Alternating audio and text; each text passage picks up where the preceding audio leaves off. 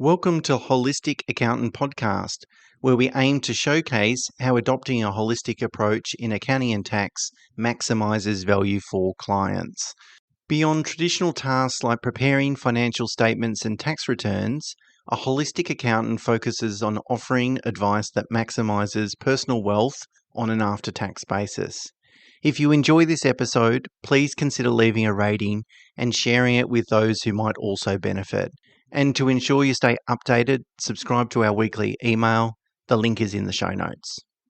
Okay, today, Mena, I would like to talk about insurance. It's one of those necessary evils. It's one of these things that have increased significantly over the last 4 years. If you look at CPI data, insurance costs are up about 20%. And so insurance is one of those things I think we all lament. When we get the renewal notice, we can't believe how much insurance costs, how much it goes up. But at the end of the day, if we come to need it, we'll never regret having it, of course. And so we thought it would be good just to list and go through the different types of insurance that you can have. We won't spend a lot of time on them because ultimately the best thing to do is speak to a good insurance broker to sort of work out what sort of cover you need and how to structure it and how much it's going to cost, all those sorts of things. So let me kick it off. The first one to think about is Public Liability Insurance, and it really covers the situation where you have a third-party death, injury or some sort of property damage whilst you're conducting your business activities, or if it is on your business premises. So,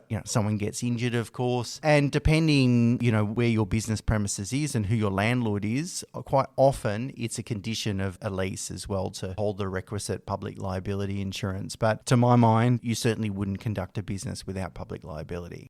The second thing is Product Liability Insurance. So that obviously protects against any claims against any of the products that you sell or supply within your business. Now, a subset of that is also warranty insurance. So if you provide a certain warranty for your product that you sell, you can obtain an additional insurance within that subset of the Product Liability Insurance that assists with any warranty claims associated with that particular product.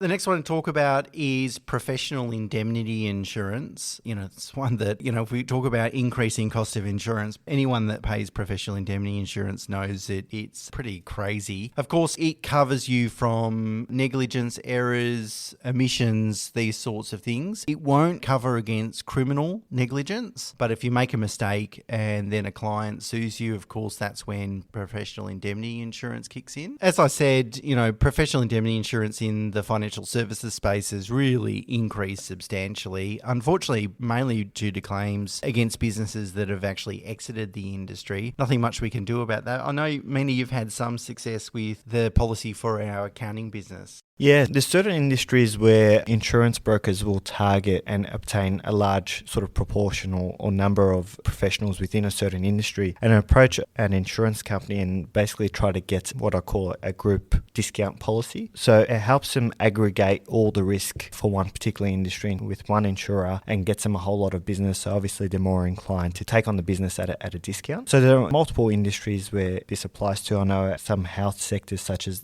pharmacy do it under the PDL, for example. So it's really important to be across it, whether there is something that's relevant to your industry or not. The next one is commercial property insurance. So obviously that protects your business premises, content, stock, and so forth. With commercial property insurance, it's really important to know what you own and what you don't own. So for example, when you go into a new premises, you might have done the fit out, but the landlord contributed to that fit out. And depending on how it's worded, you might not own that fit out. So you don't necessarily have to obtain insurance for it. So it's really important to know what you actually own and what you don't when taking up this policy.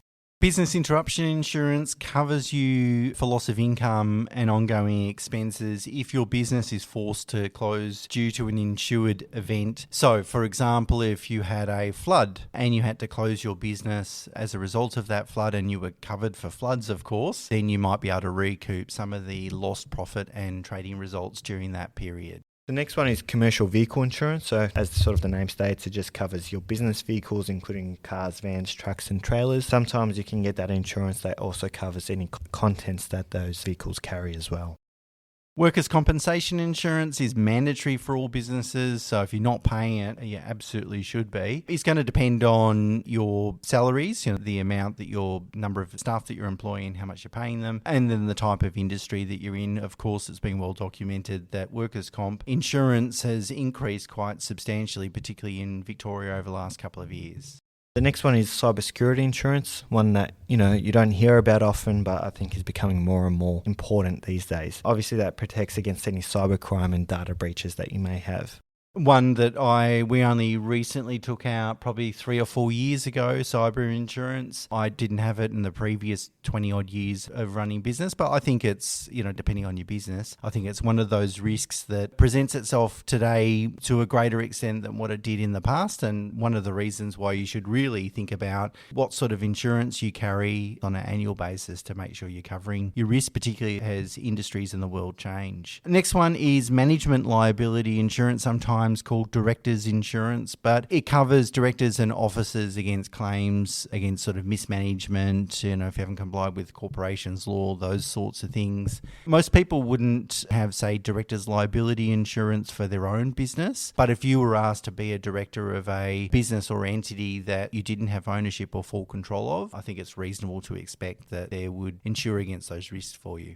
Next one is trade creditor insurance, so it protects you against customers failing to pay for goods or services. Sometimes that's also called debtor finance, which again, different products but very similar in nature. It is quite costly to have, but depending on what kind of creditors you carry at what point in time, it might be quite crucial to have for your business. The next one to talk about is equipment breakdown insurance. So it covers repair and replacement of essential equipment. Obviously, if you're in manufacturing or something along those lines, it's going to be more appropriate. It can be costly as well. Of course, the insurer is taking on some or all of that risk. So, if you've got a bit of equipment that, it's one of a kind in the world, I think you're going to probably struggle to make the insurance worthwhile. And of course, look at the policy as well. Sometimes they only cover for written down value rather than replacement cost. Again, you want to deal with a broker that's really experienced in your industry to help you compare different policies and definitions in those policies. The next one is glass insurance. No need to go on too much about that, but obviously it just covers any sort of glass fixtures that you have in your business. Could be a shop front, for example, with a lot of glass, and it could be costly to replace. So sometimes it's important to have. Even in office, you've got to have glass insurance, or at least our landlord forces us to have that. They're just probably pushing some of the costs back on us. And the last one we want to talk about is theft insurance, protective loss of stock or assets. I guess, again, it's going to depend on you weighing up the cost benefit of having that sort of insurance, of whether it's worthwhile depending on the value of those assets. So there you go. There's 13 different types of insurance you can waste your money on. Not really, of course. There's always a cost benefit analysis that needs to be weighed up. Can you stomach the risk yourself? And where that risk, maybe you carry, a high level of cash savings in your business or personally just to sort of self-insure that risk. Or if you're in a situation where you really can't stomach that risk, then obviously you've got to look to outsource it to an insurance provider. Building a relationship with a good business insurance broker will save you a lot of time and hassle. They can compare policies, definitions, shop around for you every year and really save you a lot of time.